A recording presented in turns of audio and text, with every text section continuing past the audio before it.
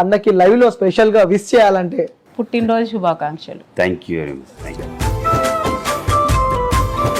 మీరేం చెప్పారా thank you కాబట్టి? థ్యాంక్ యూ చెప్పిన దీంట్లో ఒక స్పెషల్ ఒక గిఫ్ట్ ఉంది.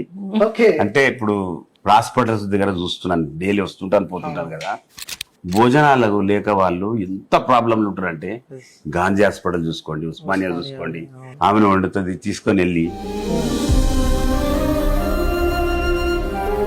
సో మొన్న సినిమా వచ్చింది, అన్నని థియేటర్ లో చూసారు, యాక్టర్ యాంగిల్ కూడా చూసారు. యాక్టరే.